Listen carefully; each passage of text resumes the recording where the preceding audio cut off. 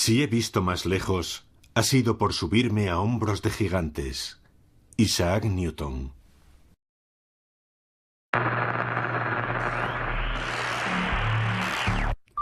Desde el comienzo de la historia de la humanidad, la poderosa combinación de curiosidad y observación ha inspirado nuevas ideas.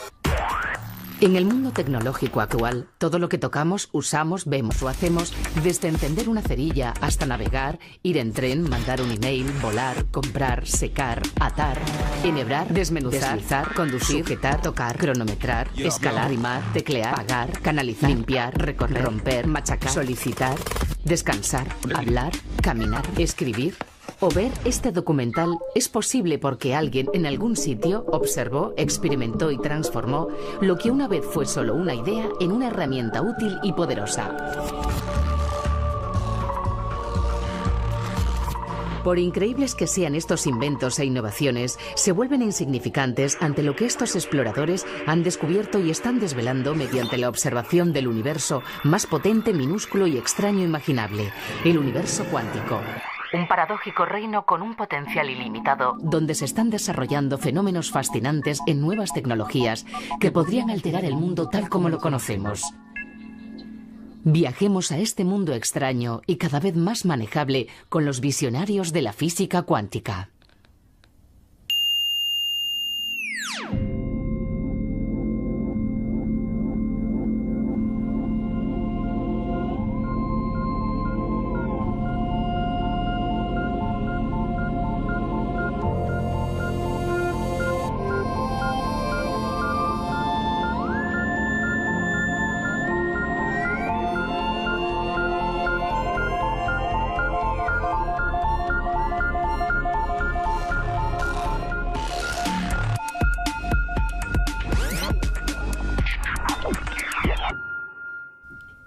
La primera incursión de la humanidad en el universo cuántico empieza en 1900 con un tal Max Planck, un brillante físico que intentaba averiguar por qué los objetos cambiaban de color al calentarse.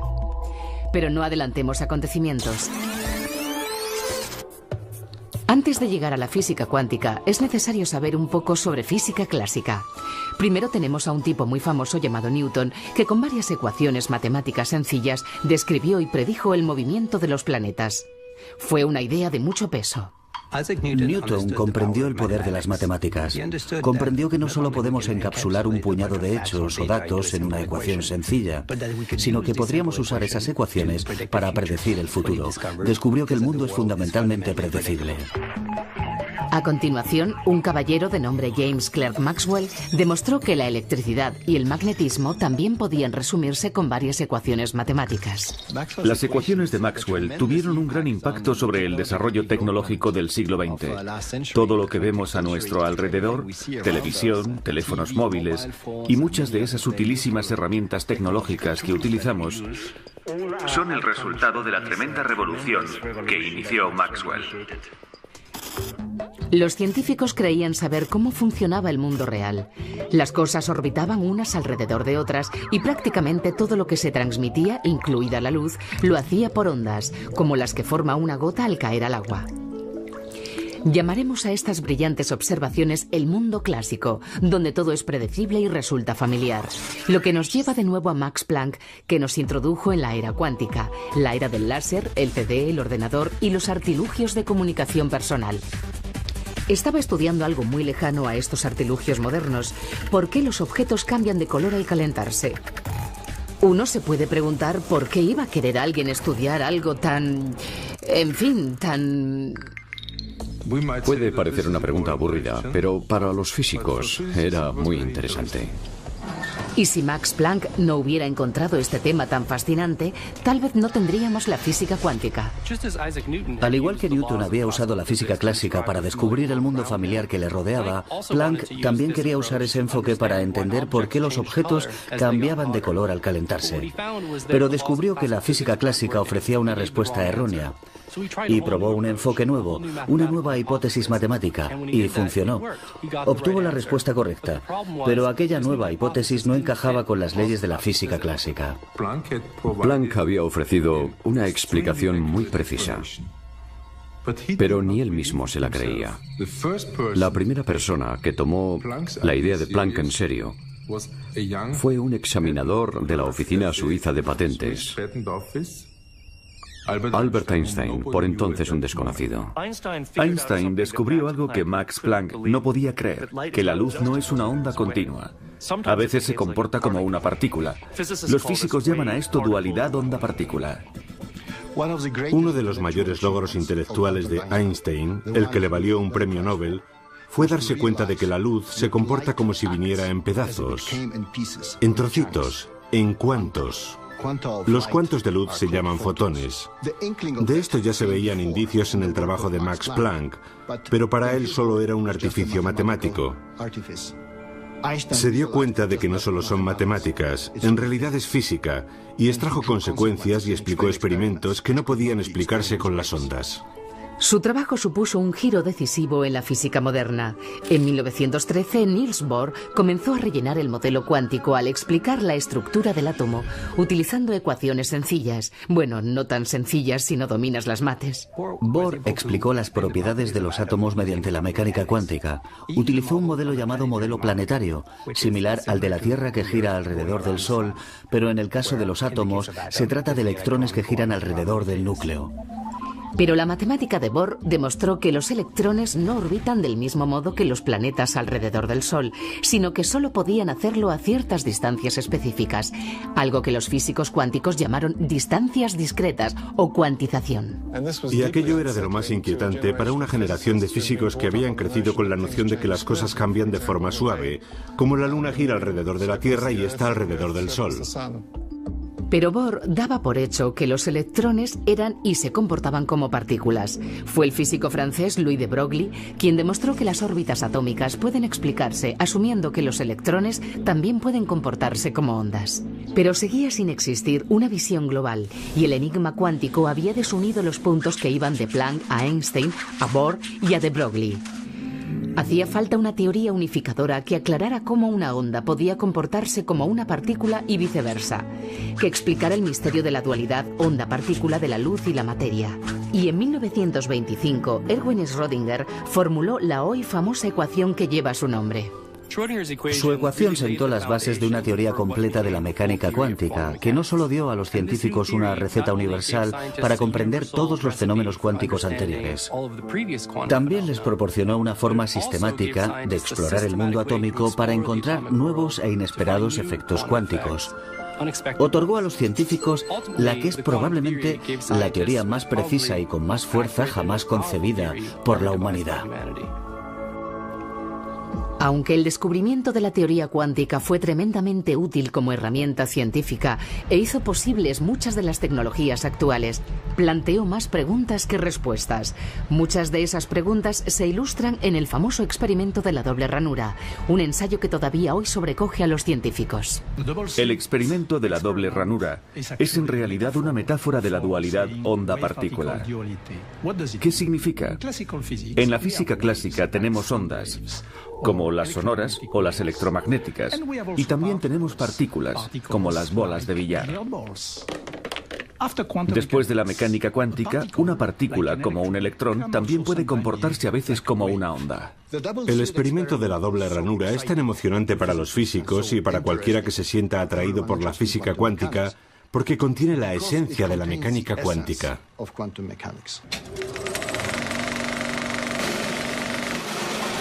El experimento de la doble ranura.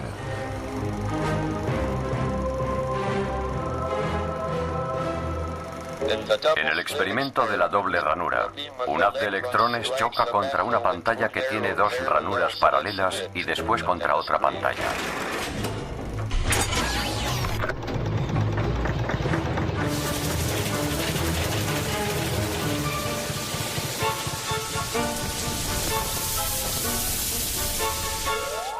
Al hacer este experimento con las luces encendidas, no ocurre nada inusual.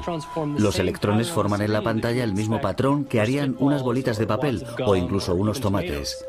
Pero cuando apagamos las luces, sucede algo muy sorprendente.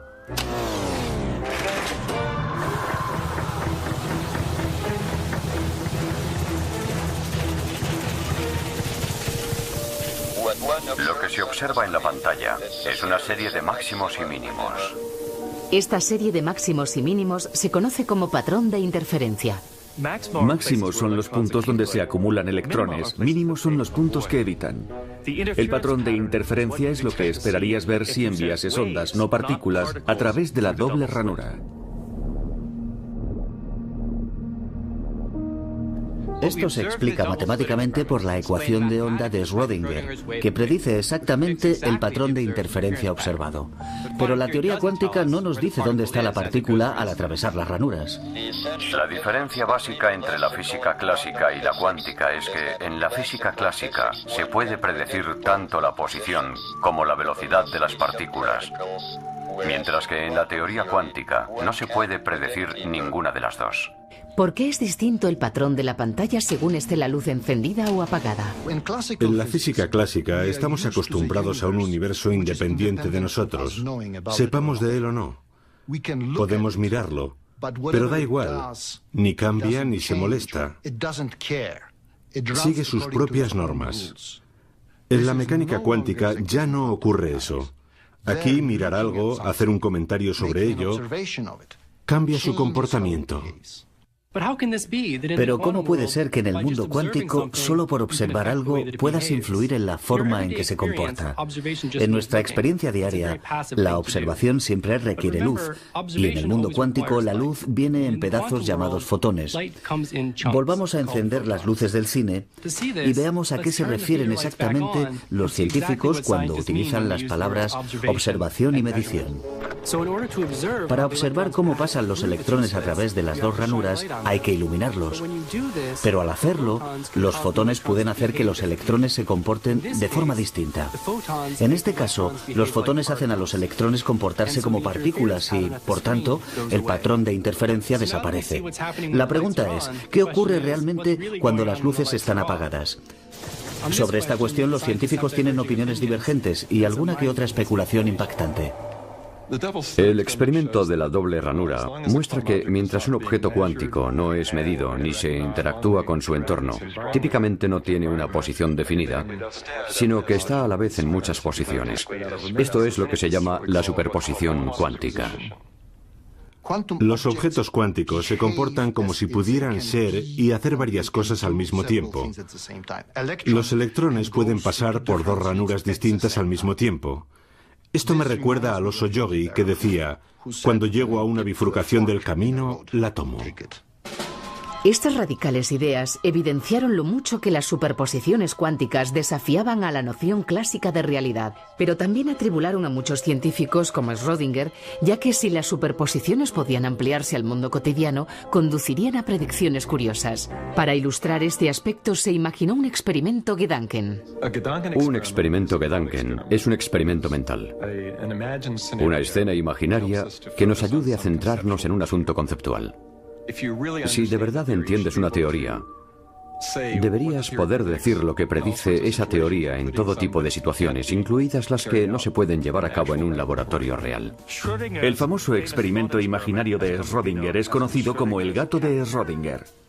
Es una especie de parábola sobre la idea de la superposición cuántica. A Schrödinger le incomodaban las implicaciones de la teoría cuántica. Paradojas aparentes en mecánica cuántica. Quería demostrar lo absurda que es la mecánica cuántica. Se le ocurrió un experimento Gedanken. Un experimento mental. La idea era, tomas un gato. Un gato. ¿Un gato? Un desgraciado gato. Y lo metes en una caja. Totalmente aislado del exterior. En la caja también hay un martillo y un matraz. Lleno de cianuro. Cianuro. Y en la caja también hay un mecanismo de control que maneja un solo átomo que puede descomponerse radioactivamente. Cuando el átomo se descompone, El detector activa el martillo. el matraz se rompe, El cianuro se sale. Y eso va a matar al gato. Y el gato se morirá. Y si no se emite la partícula, el veneno no sale y el gato vive. Supongamos que después de, digamos, una hora hay un 50% de probabilidades de que el contador Geiger haya detectado algo. Hasta que miremos dentro, existe la posibilidad de que el gato esté vivo o muerto. y si creemos en la mecánica cuántica, el gato en ese punto estaría simultáneamente vivo y muerto.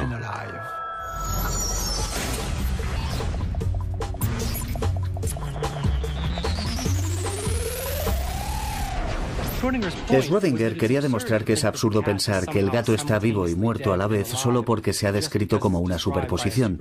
Y del mismo modo, deberíamos reconsiderar nuestra forma de pensar en los electrones en superposición. Una posible respuesta es negarse a responder a la pregunta. Podrías decir, bueno, la teoría cuántica solo es un conjunto de reglas de cálculo que te dicen dónde vas a detectar la luz y ya está.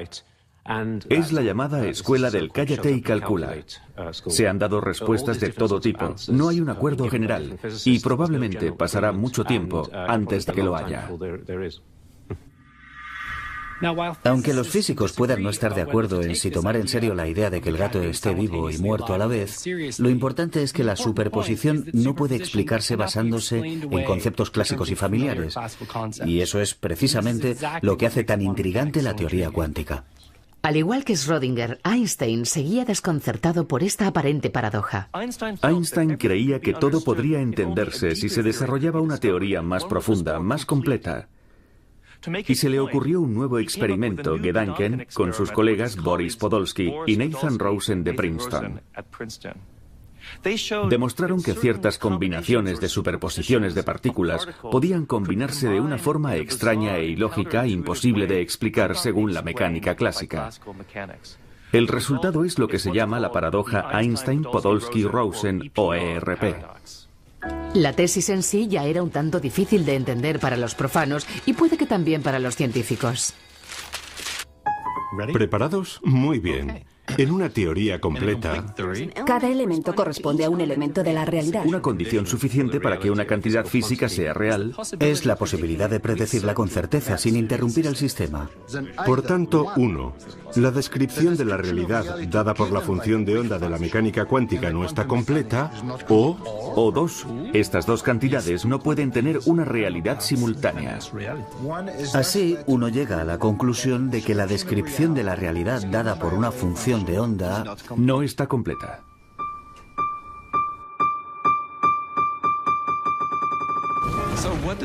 ¿Qué significa esta afirmación tan densa? Según la mecánica cuántica, es posible que dos partículas estén tan estrechamente entrelazadas que formen un sistema único en el que ninguna de ellas tenga un estado cuántico propio. Lo que Einstein, Podolsky y Rosen dijeron es, de acuerdo, tomemos un par de partículas así, separémoslas mucho, incluso años luz. Después imaginemos a un observador aquí midiendo la partícula A y por consiguiente dándole un estado que antes no tenía. El punto clave es que cuando se toma la medida también determina el estado de la partícula B. Un estado que, según la mecánica cuántica estándar, no existía anteriormente. Para Einstein eso era imposible. ¿Cómo podía una medición tomada aquí afectar de forma instantánea algo que está a años luz? Así, él y sus colaboradores concluyeron que el estado de la partícula B debe haber existido con anterioridad y, por tanto, esa mecánica cuántica estaba incompleta. La idea de tomar una medida aquí y que cambie algo que está allí es lo que Einstein habría llamado inquietante acción a distancia. Einstein creía que el mundo debería ser, a fin de cuentas, conocible, que ahí fuera debía haber una realidad. Y la mecánica cuántica desafiaba eso, no funcionaba así. Y a Einstein no le gustaba. De ahí surgió su comentario, Dios no juega a los dados con el universo. Muchos de los primeros físicos cuánticos, entre ellos Einstein, esperaban que una teoría más profunda dejase atrás las aparentes contradicciones de la mecánica cuántica. Algunos científicos esperaban que los extraños elementos cuánticos desaparecieran sin más. Después de que Einstein hubiera introducido en 1935 el concepto de lo que él llamó inquietante acción a distancia, fue el físico austriaco Schrödinger quien puso nombre a este fenómeno en alemán, Verschränkung, entrelazamiento, y en inglés entanglement. El caso es que el alemán es un nombre mejor. Es algo así, una conexión muy fuerte y bien definida, mientras que entanglement suena un poco más a espagueti, a algo no muy bien definido. Supongamos que tenemos dos partículas entrelazadas como una pareja de bailarines. Si los bailarines no pueden verse ni hablarse mientras bailan, es posible, aunque difícil, que mantengan la sincronización. Solo pueden hacerlo si han ensayado los pasos de baile. Einstein esperaba que con las partículas entrelazadas ocurriera lo mismo, que la correlación con la que dos fotones reaccionan a una posible medición pudiera explicarse si los resultados de la medición estaban predeterminados, pero se equivocaba. El entrelazamiento es una conexión entre partículas más fuerte que ninguna que pueda darse usando la física clásica. Estas curiosidades cuánticas desconcertaron a los investigadores durante más de un cuarto de siglo. En 1964, el físico irlandés John Bell ideó un experimento para comprobar que lo que decía Einstein era imposible. El artículo Einstein-Podolsky-Rosen de 1935 fue básicamente ignorado durante sus primeros 30 años de existencia. Después apareció John Bell y demostró que no es posible una explicación sencilla y básica del entrelazamiento. Eso dio pie a experimentos fundamentales en que la gente quería saber: ¿en serio está tan loca la naturaleza? ¿En serio es tan rara la naturaleza? El artículo de John Bell sobre el entrelazamiento coincidió con el desarrollo del láser, lo que posibilitó estos experimentos. Cuando leí el artículo de John Bell, descubrí lo que era el entrelazamiento y fue absolutamente fascinante. Leer el artículo fue un shock, algo como el amor a primera vista. Explicaba que el gran debate entre Einstein y Bohr sobre las bases de la mecánica cuántica podía resolverse haciendo un experimento. Yo era un experimentalista, quería participar a zanjar aquel debate. La base del experimento es producir pares de fotones que vuelen en direcciones opuestas. Y después, cuando estén separados 12 metros, medir exactamente en el mismo instante. Y la idea es que las dos medidas separadas por 12 metros deben estar separadas en el sentido de la relatividad. ¿Qué quiero decir? Que lo que mido en un lado no debería poder influir en el resultado de la medición tomada al otro lado. Este es un punto crítico. La relatividad nos dice que nada puede viajar más rápido que la luz. Es decir, que lo que hago aquí no tiene tiempo para llegar al otro extremo de este experimento. Y para eso era necesario que pudiera cambiar la orientación de mis polarizadores unos nanosegundos. Lograr eso era parte nueva y crucial de mi experimento.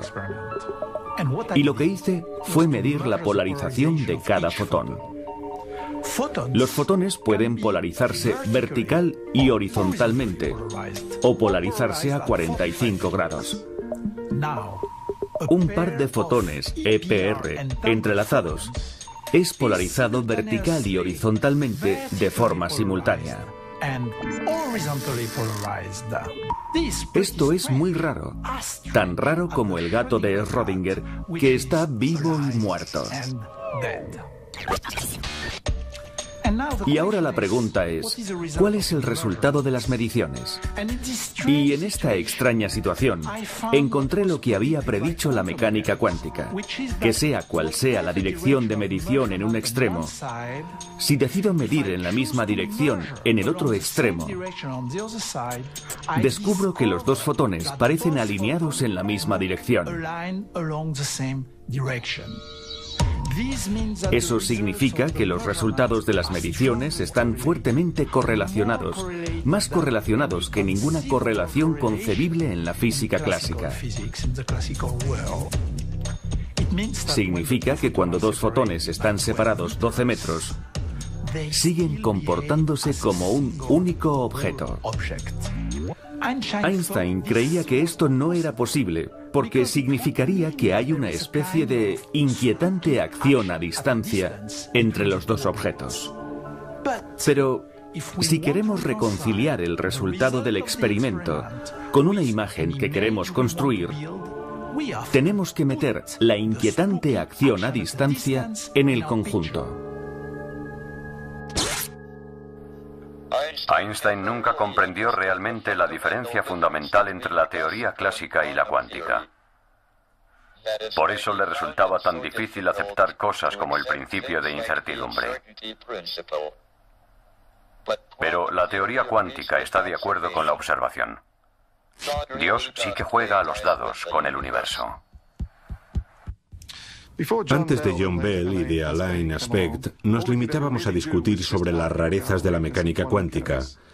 La ecuación de Schrödinger nos dice que un gato puede estar tanto vivo como muerto, y nadie sabe lo que eso significa, solo es raro. Y así estuvimos durante décadas.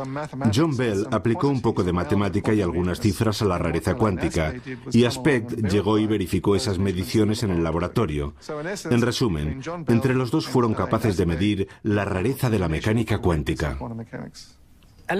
Los experimentos de Aspect establecieron que esos efectos cuánticos eran reales, aunque no estuviera claro cómo darles sentido mediante nuestra forma normal de pensar. Lo más destacable es que inspiraron a una generación de científicos a preguntarse, ¿cómo puedo dar utilidad a estos aspectos cuánticos? La mecánica cuántica nos ofrece una descripción magníficamente precisa del comportamiento de la luz y la materia, y ayudó a científicos e ingenieros a desarrollar todo tipo de tecnologías como el láser y el transistor, que son la base de nuestro mundo electrónico. Estos dispositivos cuánticos a relativa gran escala funcionan sin mostrar de forma abierta los aspectos raros de la mecánica cuántica de los que hablamos. Estas tecnologías familiares son resultado de la primera revolución cuántica, pero ahora ha llegado una segunda revolución basada en dos avances principales.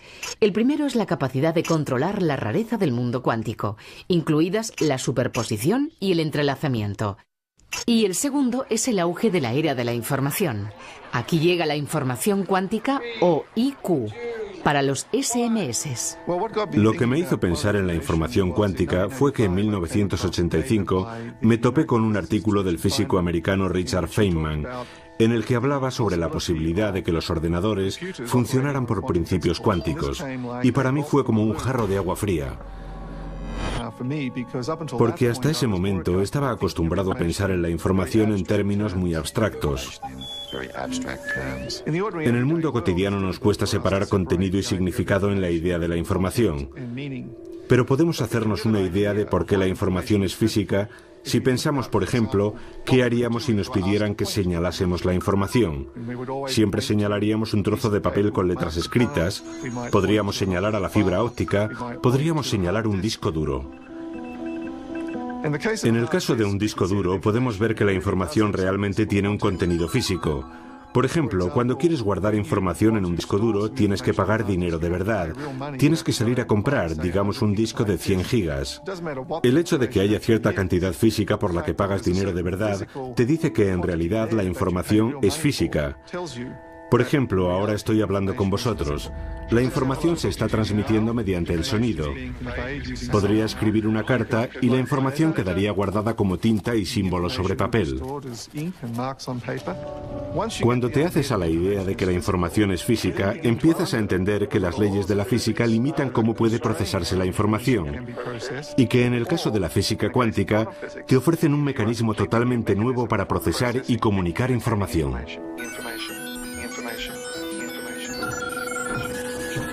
Esto es información. Su adecuado uso puede traer una nueva dignidad a la humanidad.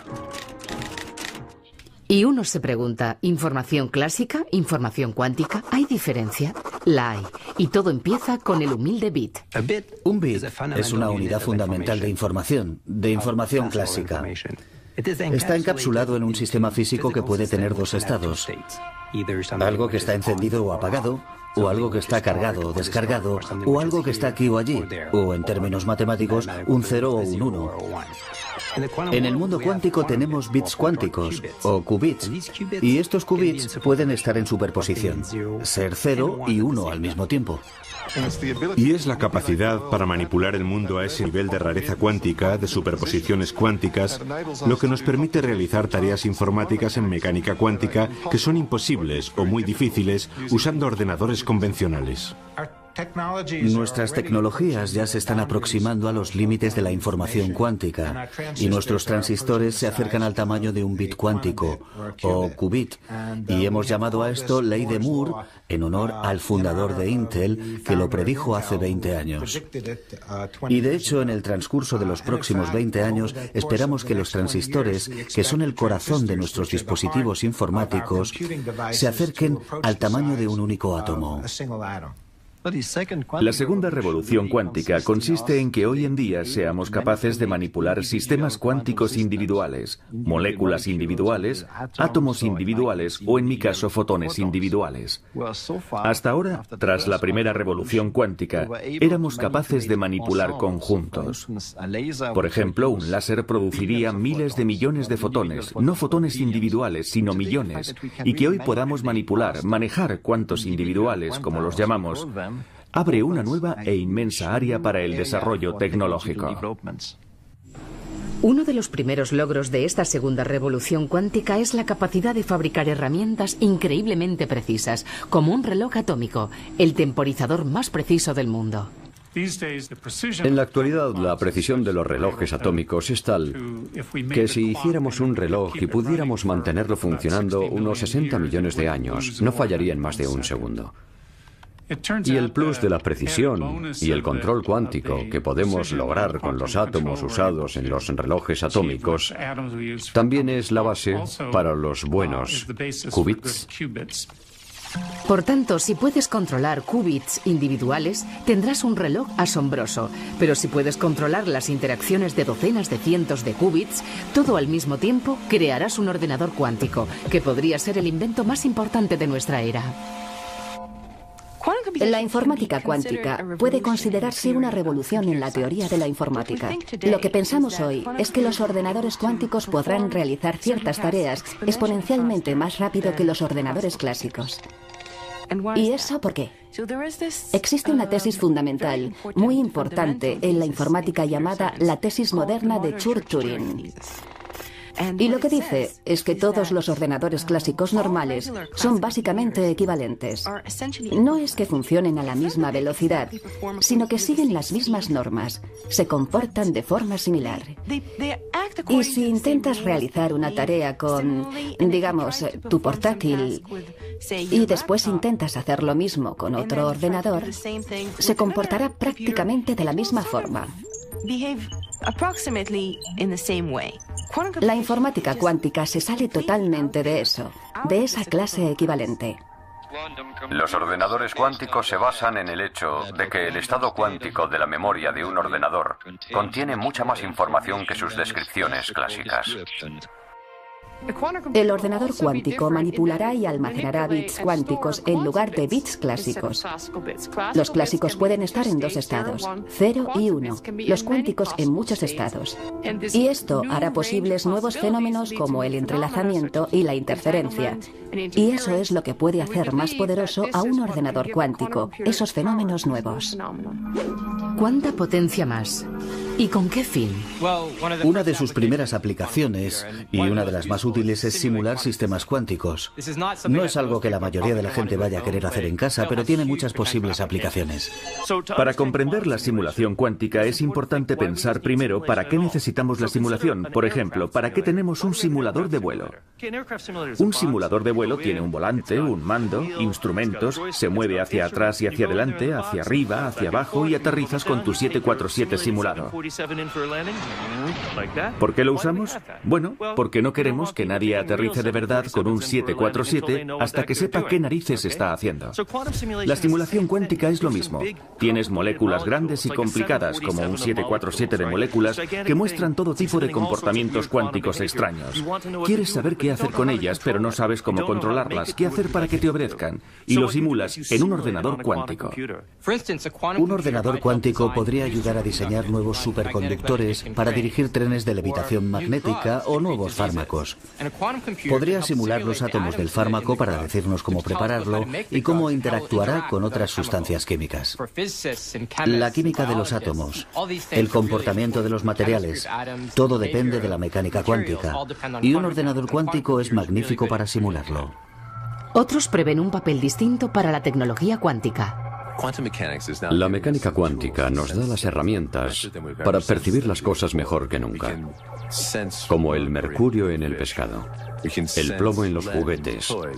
Podríamos tal vez detectar bombas en las cunetas. Mediante la mecánica cuántica podemos hacer sensores más sólidos, más precisos, más sensibles. Y si podemos compactarlos, podremos usar esos sensores ampliamente en nuestro entorno medioambiental.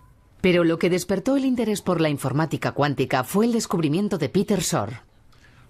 Lo que hice fue demostrar que si podías fabricar un hipotético ordenador cuántico que nadie ha logrado crear aún, podrías usarlo para factorizar números grandes. Si tomas dos números, digamos el 3 y el 5, y los multiplicas, el resultado es 15.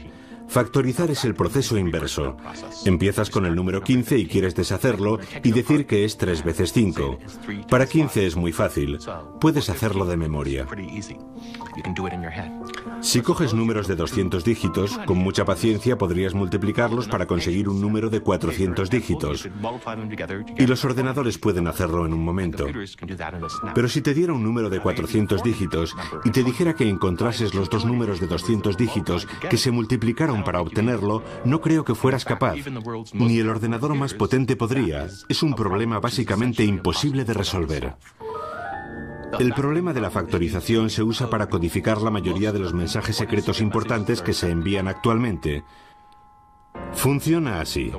Digamos que cuando compras algo por Internet, tu ordenador multiplica dos cifras de 200 dígitos para obtener la de 400 dígitos.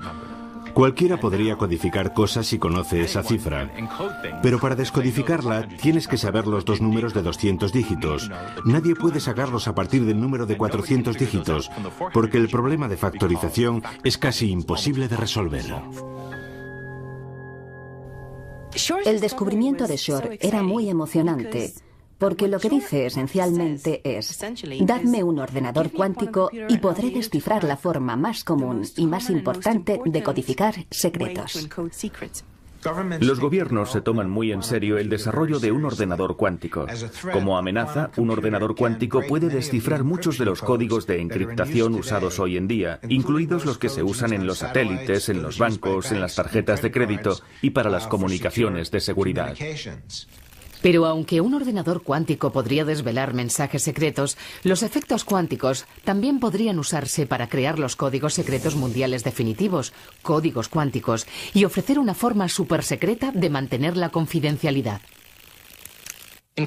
En la criptografía clásica pensamos que el sistema es seguro porque el supuesto fisgón no puede resolver un difícil problema informático. En la criptografía cuántica no se puede descifrar un código criptográfico cuántico a menos que se descifren las leyes de la física. Con la criptografía cuántica es prácticamente imposible husmear en la transmisión sin ser descubierto. Podríamos llamarlo el efecto observador ruidoso. Es como si estuvieras en una fiesta escuchando la conversación de la pareja de al lado. Sabrían al instante, sin mirar siquiera, que les estaban oyendo. La criptografía cuántica ya se ha utilizado a alto nivel, asegurar los resultados electorales en Suiza. Aquí desarrollamos la tecnología básica para la criptografía cuántica. Lo que se aseguraba mediante la criptografía cuántica es el vínculo de fibra óptica que une el lugar donde se cuentan las papeletas con el lugar donde están los ordenadores del Estado. Y esa fue la primera aplicación pública de la información cuántica en el mundo real. La criptografía cuántica es solo una de las muchas y potentes herramientas cuánticas que se desarrollan y utilizan hoy en día. Pero la aplicación más fantástica es un fenómeno conocido como teletransportación cuántica. La teletransportación cuántica no tendrá nada que ver con lo que se ve en ciencia ficción, porque no se traslada ninguna materia de un punto A a un punto B. Es la información cuántica lo que se traslada de A a B. La teletransportación cuántica es posible por el entrelazamiento. Se usa el entrelazamiento de dos fotones para transmitir la información de uno al otro. En 2004 hicimos un experimento de teletransportación cuántica a través del río Danubio. Extendimos un cable de fibra de vidrio de una orilla a otra a lo largo de 600 metros. Esta fibra iba por una cloaca y por eso lo llamamos el experimento del tercer hombre. Por la película El tercer hombre, que transcurría en las cloacas de Viena, con Orson Welles de protagonista. Es la única película en que la banda sonora es música de cítara. Creamos unos fotones entrelazados, enfocando un potente láser hacia un cristal especial. Y así, un fotón de alta energía puede dividirse en dos fotones de energía más baja, que después se entrelazan. Enviamos uno de los fotones hacia el otro lado del río y no movemos el primero. Este fotón se encuentra después con un tercero, el que va a ser teletransportado. Al entrelazar estos dos, las propiedades cuánticas del tercero se transfieren a la partícula del otro lado del río y la teletransportación ha concluido. La teletransportación cuántica es una de las demostraciones más bellas del entrelazamiento. En ella tendremos un algo, el estado cuántico o la estructura definitiva de la materia, que desaparece a un lado y reaparece al otro sin ni siquiera existir entre medias. Pero el experimento de 2004 es Schnee von gestern, que significa la nieve de ayer. A la larga queremos llegar a los satélites, estableciendo así la comunicación cuántica a escala mundial.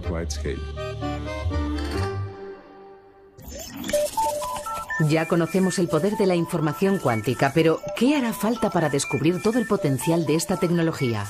¿Qué hará falta para construir un ordenador cuántico? Los principios de la informática cuántica se entienden perfectamente. Lo difícil es su implementación en la práctica. En principio no hay problema para fabricar un ordenador cuántico, eso está muy claro. Ya sabemos cómo unir series de operaciones cuánticas en papel y que acabarán dándonos un ordenador cuántico.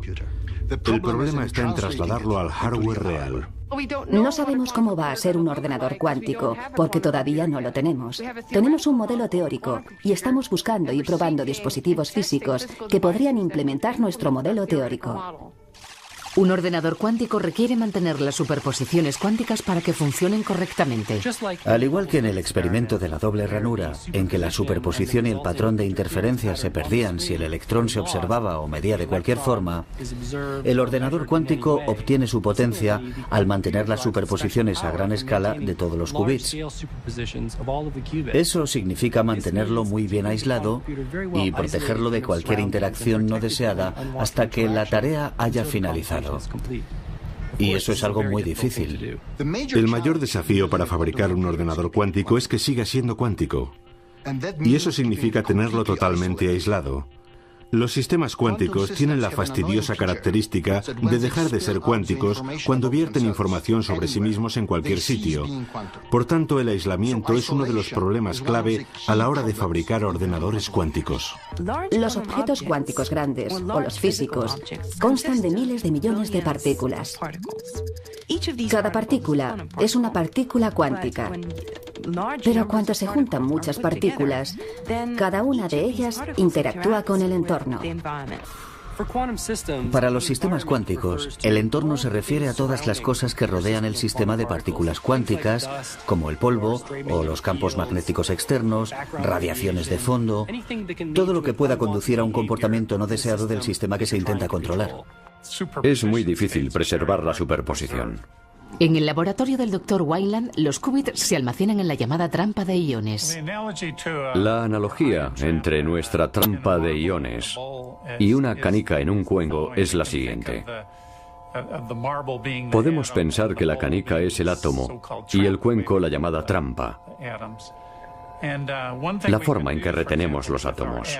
Y podemos, por ejemplo, con los átomos, la canica y el cuenco, hacer girar la canica en una órbita circular alrededor del centro del cuenco. Con nuestros átomos también podemos hacerlo. Con la canica en el cuenco solemos, en algún momento te das cuenta de que el átomo, digamos, va a estar en el lado izquierdo del cuenco o en el derecho. Lo curioso de los sistemas cuánticos que nos permite hacer qubits es que podemos poner el átomo en estado de superposición en su cuenco, su trampa, para que en algún momento no esté en el lado izquierdo o el derecho, sino en los dos lados al mismo tiempo. La analogía con el gato de Schrödinger es que podemos crear situaciones en que tengamos una superposición de todos los átomos que señalan en una dirección y todos los que señalan en la dirección opuesta al mismo tiempo. ¿Qué aspecto podría tener un ordenador cuántico? Detrás de mí podéis ver un prototipo de ordenador cuántico. Está compuesto por un potentísimo imán hecho de material superconductor bañado en helio líquido a unos 266 grados bajo cero.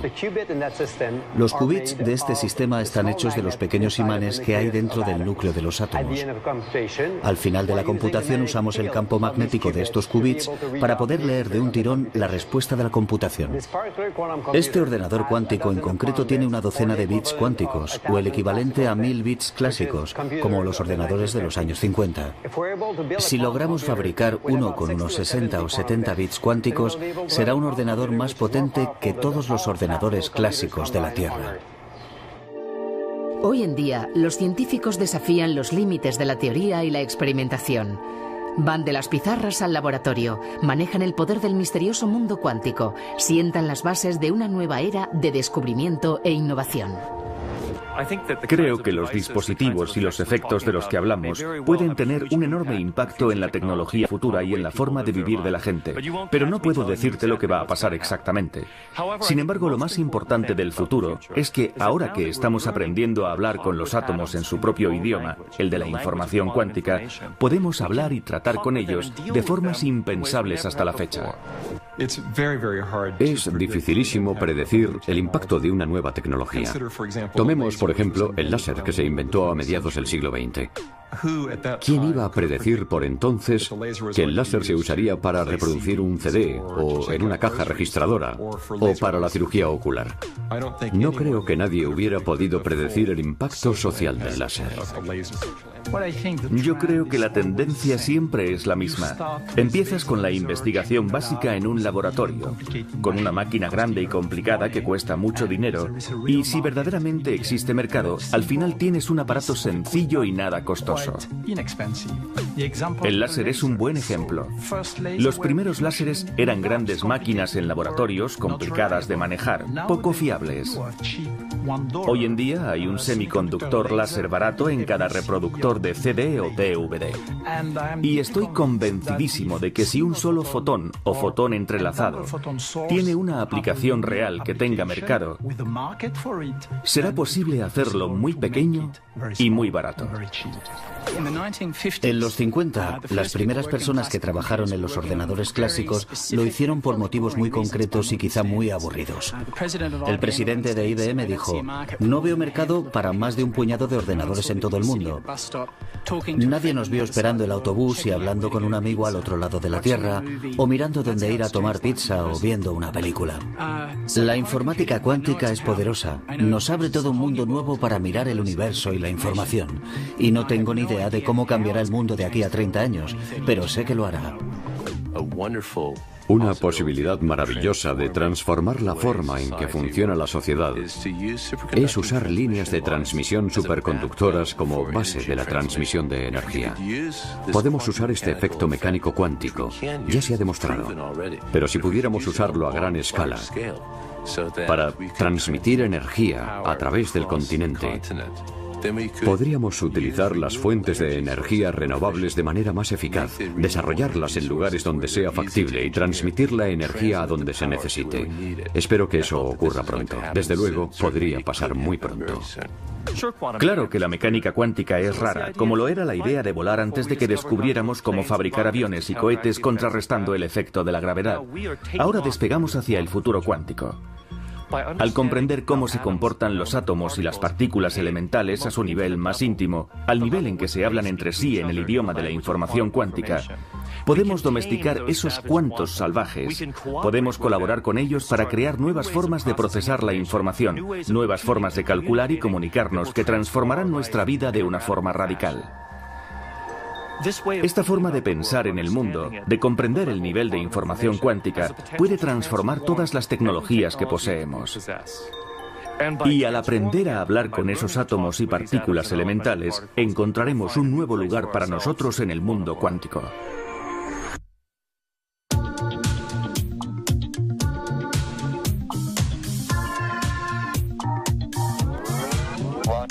Quantum